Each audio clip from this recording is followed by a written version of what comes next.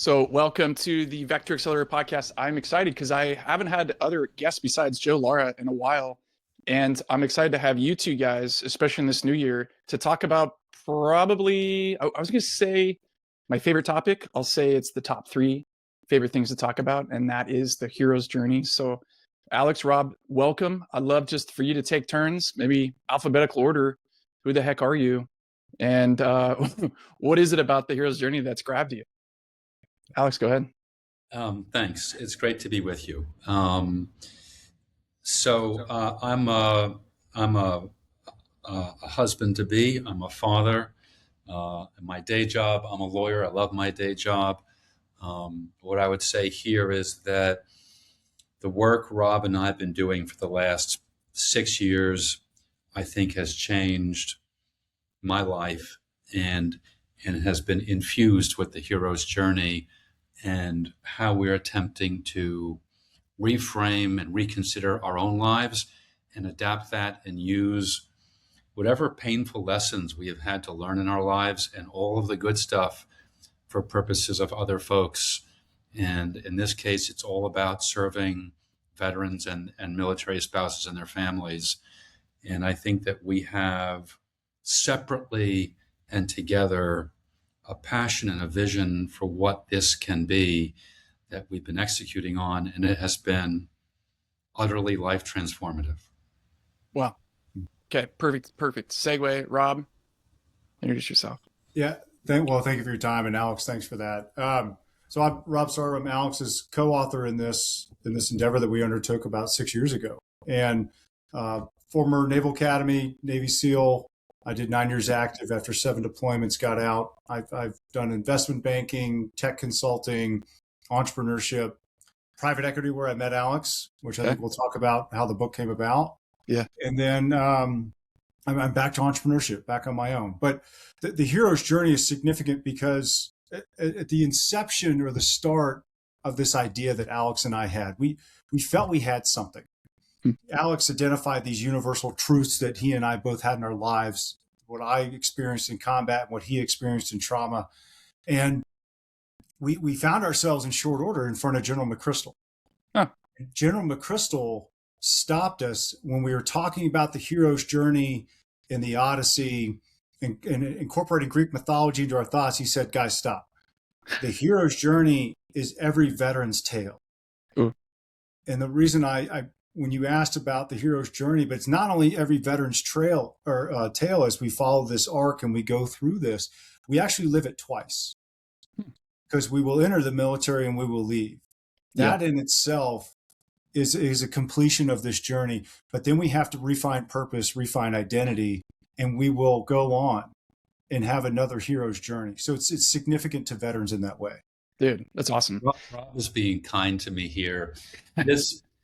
The interview, the discussion with General McChrystal was typically his secretary gave us 20 minutes. It went 2 hours and 20 minutes. At the end, this was the beginning of our process. This book took 6 years. This was the beginning of it. And I said, General, I hope you don't mind. I'd like to ask you something that may seem kind of out of the blue, but we are having interviews and seeing patterns that are fundamental, that are moving, that are troubling, that give us a sense of how we can make a contribution.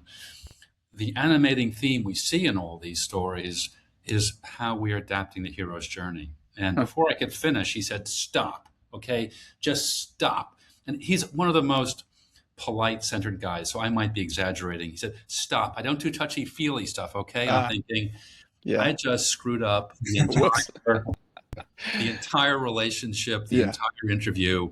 I'm thinking, I'm going to have to apologize to Rob. And then he said, but let me tell you, this is so central to my life.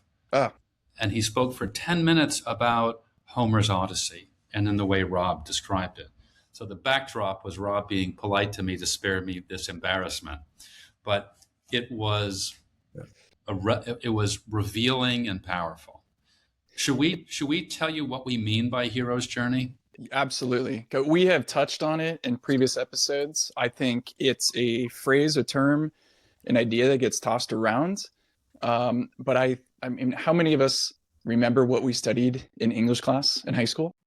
And unless you're nerds like the three of us who have read literature on the hero's journey, I think everybody, including myself, needs at least a primer, if not a refresh. So yeah, go for it. I'll try and be short. It's not my strong suit. So my description may sound kind of esoteric, but in fact, the power of this framework for looking at your life is entirely universal.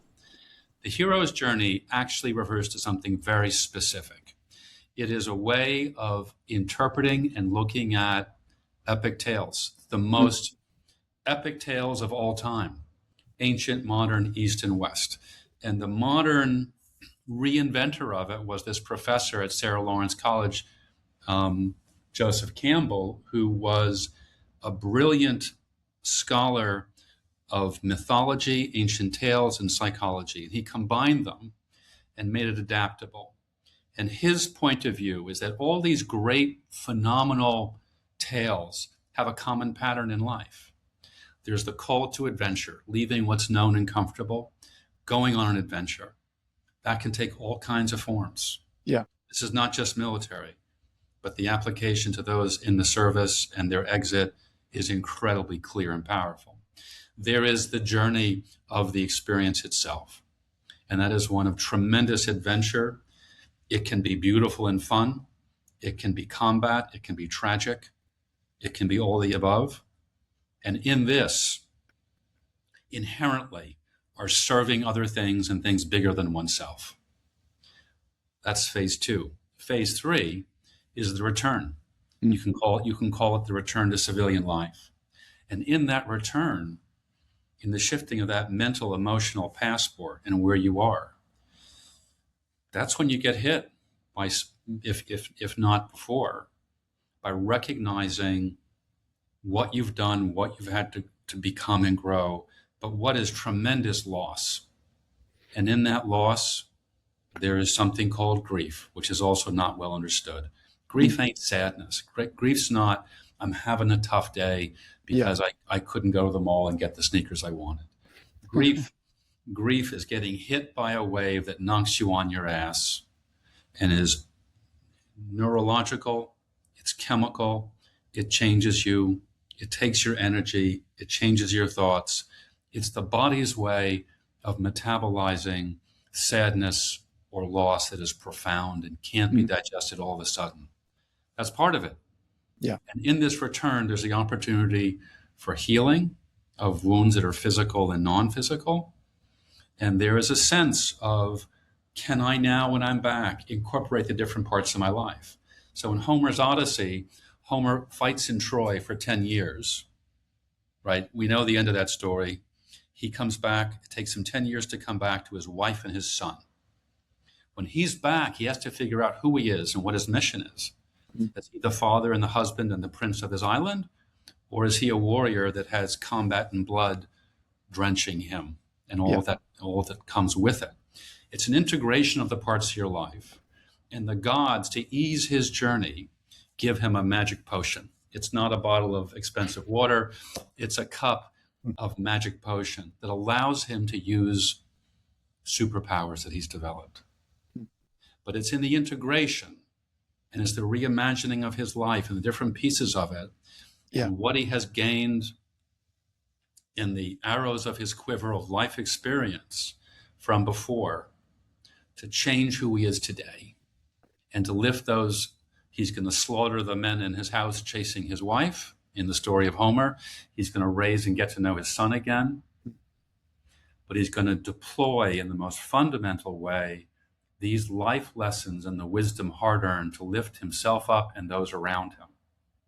And in that story is a journey of service, sacrifice, loss, healing, and we believe redemption.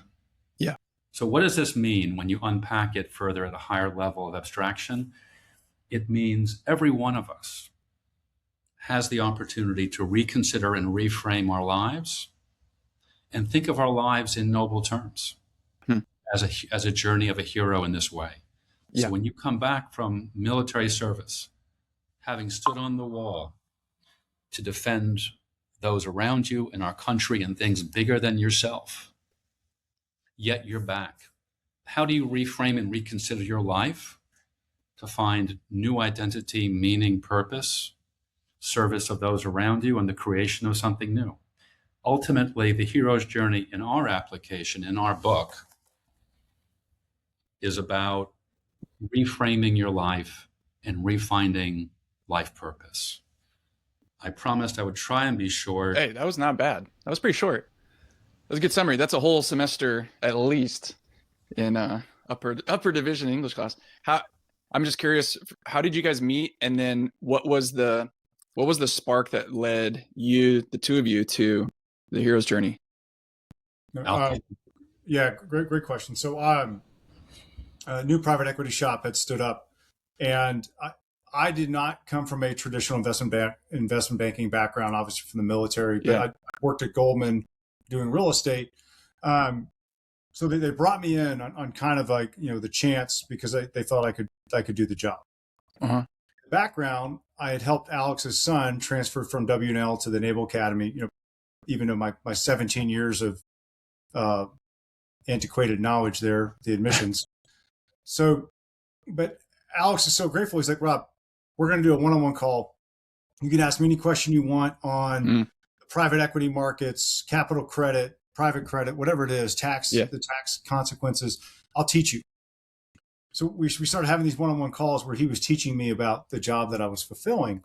And he started asking me more and more questions about a simulation back from combat and how I dealt with things. And Alex hit me right at a point where I had gone through 2 professional programs, and now I was working with a counselor who is a Vietnam veteran himself, and for 40 years has been working with combat vets. Wow. And so Alex hit me right at the right point where I had all these self-realization moments, and I was starting to come into my own identity and find my own purpose.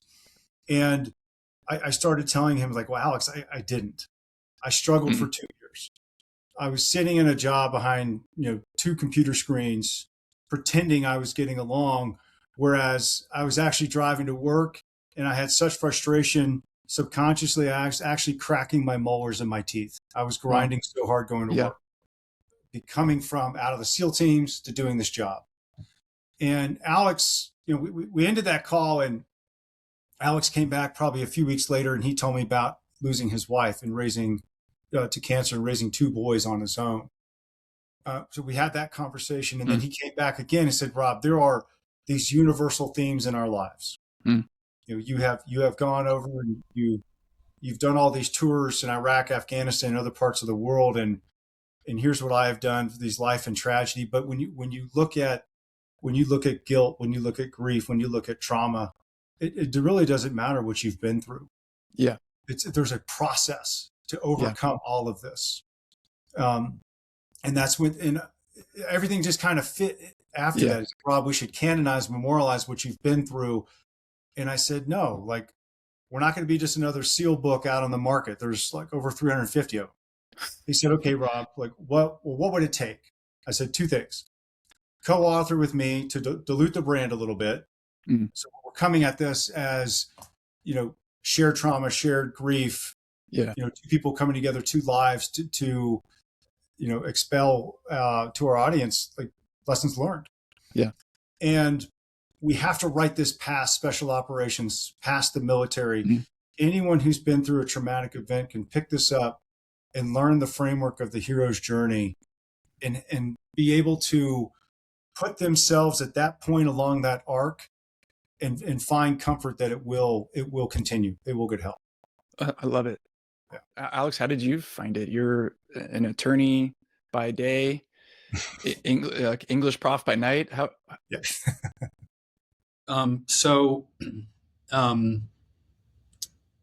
Raising my 2 sons became the only mission in my life that mattered for a long, long time. And when my older son, they're both hard-headed, wonderful men, told me he wanted to go into the military and this was his path. It was a matter of recognizing his spirit and supporting it, and at the same time realizing my guess, still a guess, that this is going to be his mission one way or another.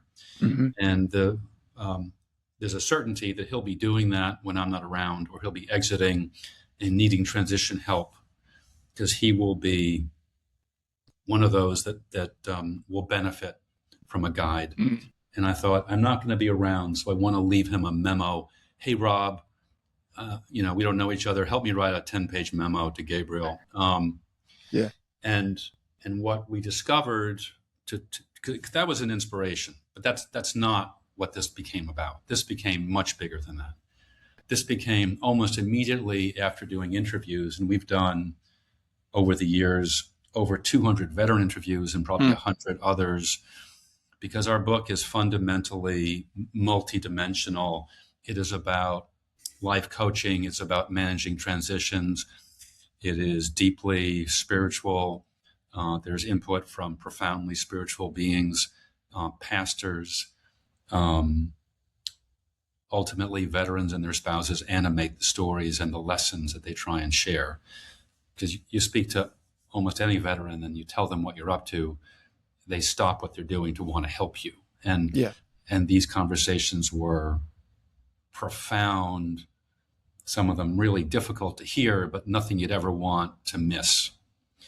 And in Rob and my doing this, apart from this silly idea of a memo, I think what we saw was an ability to come up with a way to do this and to rely on each other. So I had to explain to Rob, although Rob's made the transition and is a huge success in civilian life in his career, my perspective on seeing these things from having interviewed veterans and working with them, but my side of the life transition.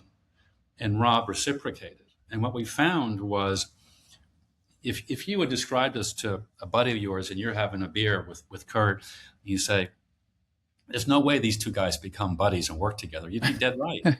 But it was that absolute difference. Yeah. And I think a curiosity and a willingness to form a team that became so obviously workable and interesting and productive. So the way Brene Brown used to conduct her interviews for her books was classic social science and theory. Come up with a theory and see if the data points support it. And if not, what does the aberrational point mean to you? Do you have to reassess whether you're right or whether you got it backwards? And what we saw in these interviews, not just was how we came together as a complementary team, because, by the way, Rob has left out that since he got out, he has mentored 10 to 12 veterans a year, which, if you know what's involved in that, is enormous. Yeah. There's lives at stake. Yeah. And it's a sobering, serious venture. It's not, let's have a beer once in a while and say hi. Right. And what we found were emerging patterns that brought us together as a team to build around it. And what we saw was there's a ton of books in the space. It's a crowded space. And some are actually good. Some are very valuable. But there was nothing that was a complete guide that felt and recognized the whole human in the transition, let alone the powers of mythic tales and veterans' wisdom from ancient times and modern times to be very practical, as General McChrystal told us we had to be practical, or what you're going to do is worthless, he said. And he was right. And how do you package that in a way that's commercially viable with an editor that doesn't know anything about it? And how do you distinguish yourself? So this was a continual journey with different angles. For example, we would send the book out every other month to people to say, tell us what you think, be tough with us. Because we're not doing this to have a book on the shelf because we like our names in print. Right. And one of Rob's teammates, who became an inspirational figure in recovery from physical injury, said, "This is my interpretation. What's the matter with you two? You don't have anything about spouses." We thought, "Crap, he's right." Whoops. So we took 6 months to rewrite the book and interview spouses, including Rob's mother. It was a continual process. So, Rob, take away, add. No, I mean, I think you summarized perfectly with the book, but it set us, with each revision, it set us down a new path. let's go explore moral injury. People don't really talk a lot about that. Yeah.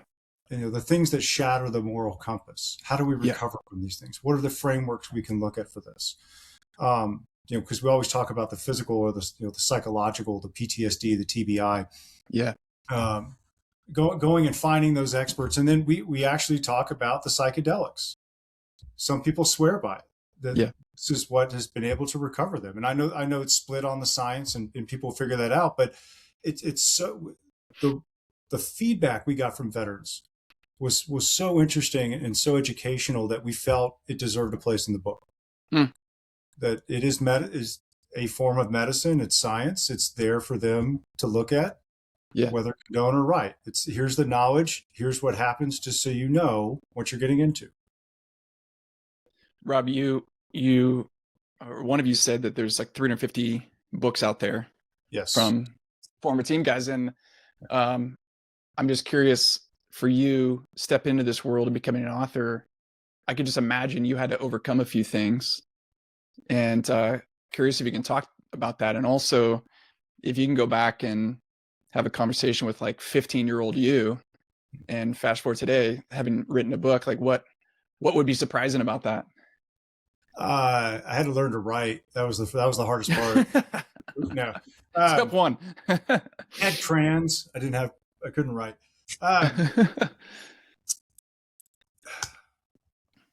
Great question. So what I had to overcome, and I think largely I'll put this back to Alex.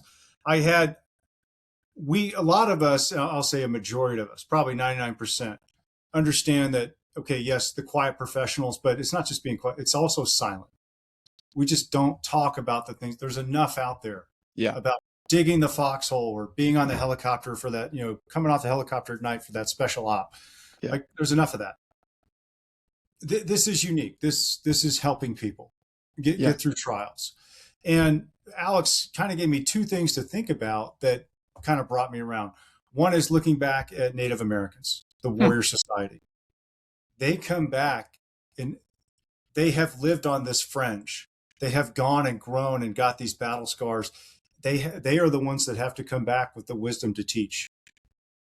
And I go to my second point. Going and being a SEAL and being in special operations, we have exposed ourselves to every human behavior there is. And we've gone out, we've done these amazing things, these incredible things. And we've gone out with this, and I love McCraven, the way he phrases this, is the fierceness of a warrior and a lion, but we've also had to turn the corner in a moment's notice and have the subtle hands of a diplomat. Mm. We've lived this massive spectrum in these, we've pushed these fringes, and what that's done, that life or that curve has pushed us to this different level of learning experience and lessons learned. Obviously there's good and bad. Yeah.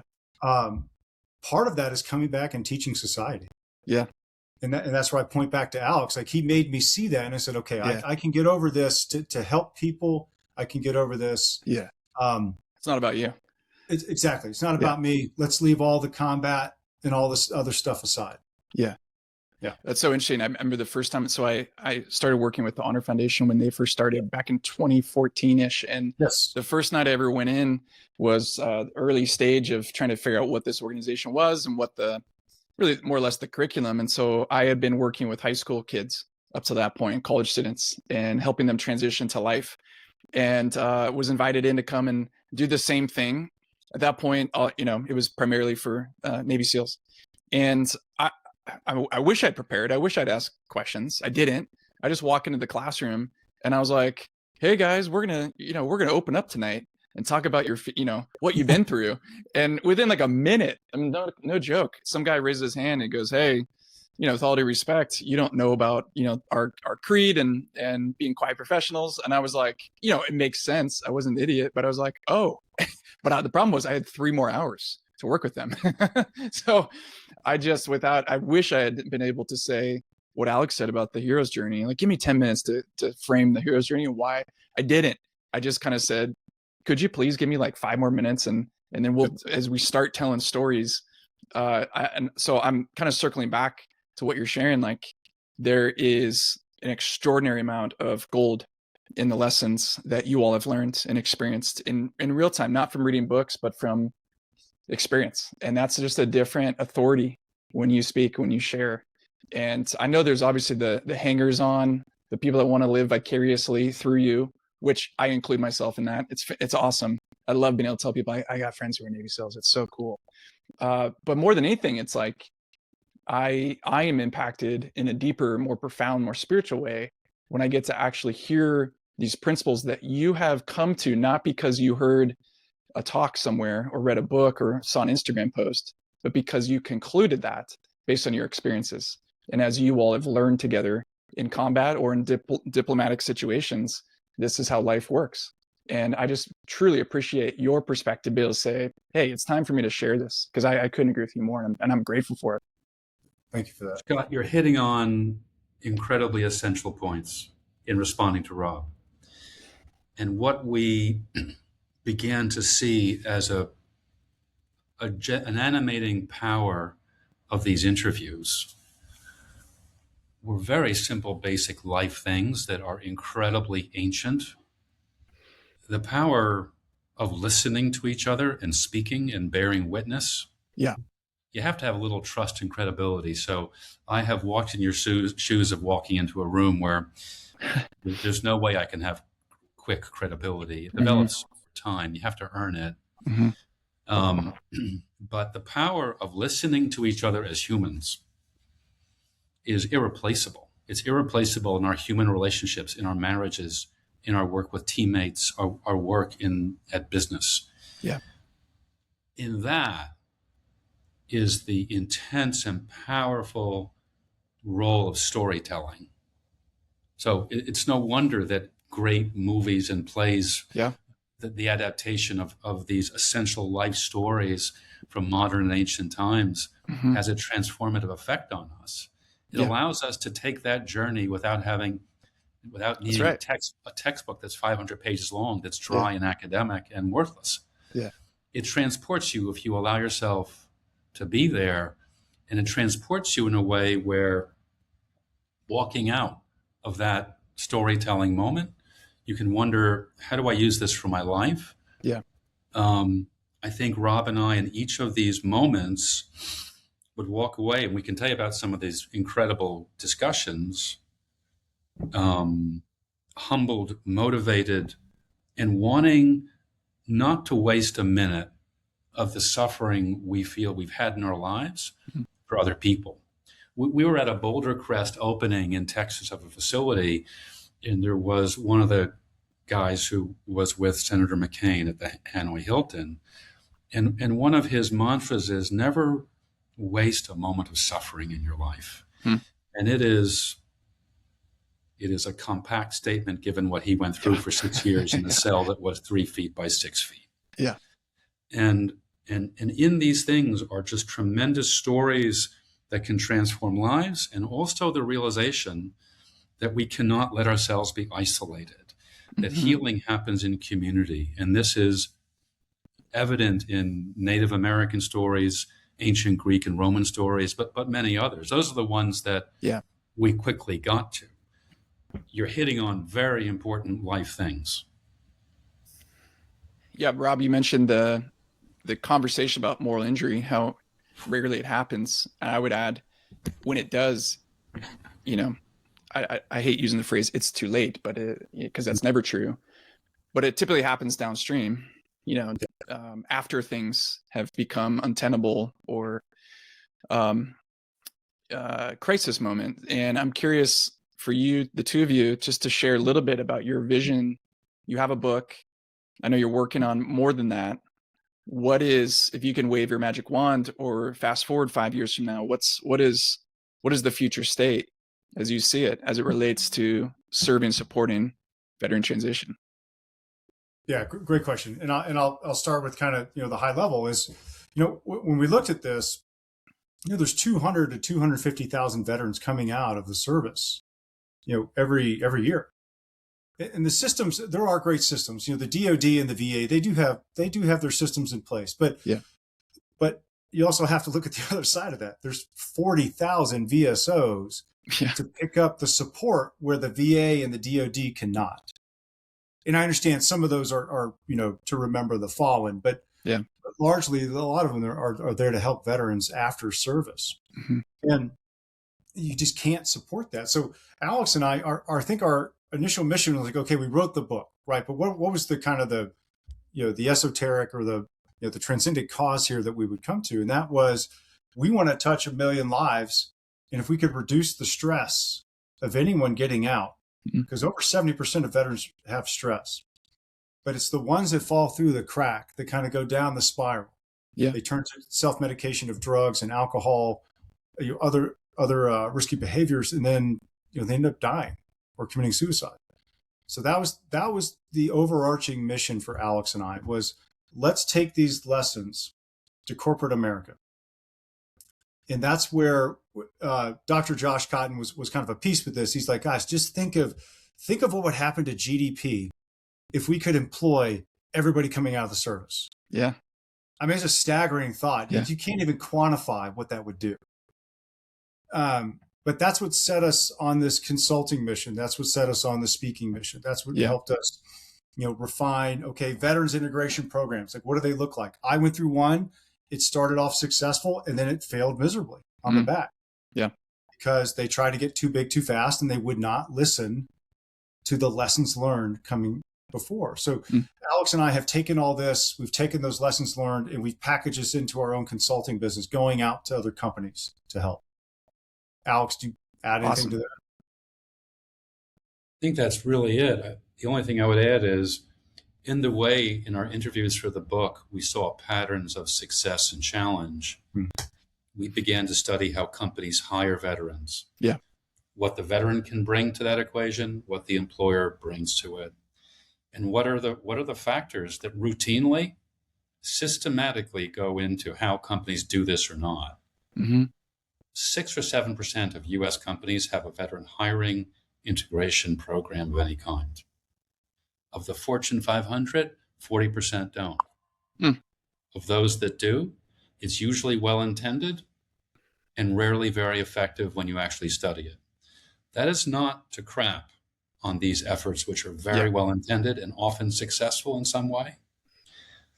But if you take a systematic consulting-based approach to success and failure, then what Rob is describing has great power. Yeah.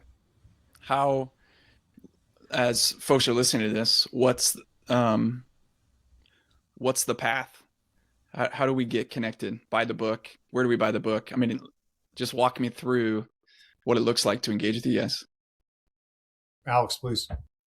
Our book is on Amazon and other places. It has been a bestseller on and off, which has been heartwarming to us in terms of what we hope our impact could be.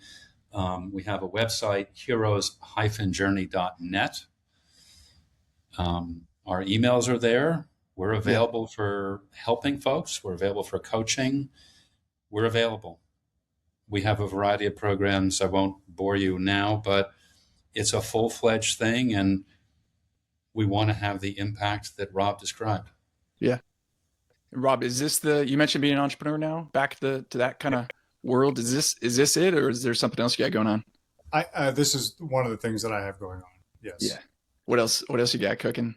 I attempted to go into the finance world and kind of reinvent all wonderful skills that I've acquired, but I've actually kind of found myself going back into security. Oh, cool. So I work with state and federal governments putting together security packages for them. That's critical awesome. Infrastructure, schools. Yeah. Good. Thank you. Thanks for doing that. Yeah, thank you. Well, guys, so thrilled to have you guys. I mean, seriously, this is, again, favorite conversation of mine. I think we just are scratching the surface, because someone who is listening to this and thinking about, okay, hero's journey, you go and try to read Hero with 1,000 faces, and it's like so overwhelming. Yeah. So I would say, first step, buy your book, try to understand the framework, and then get to work reflecting on your life. And I think there's a piece of that's pen and paper and reflecting and introspection, but introspection goes better when it's done out loud. So grab a buddy and just set the context. Let's talk about what we've been through and how it shaped us. And that's the start of your own putting the pieces together of your hero's journey. So that's obviously why Vector Accelerator exists. That's what the Honor Foundation gets to do and why we get to partner with guys like this. So thanks for listening. We'll be back soon with another episode, and we'll see you soon. Thank you. Thank you.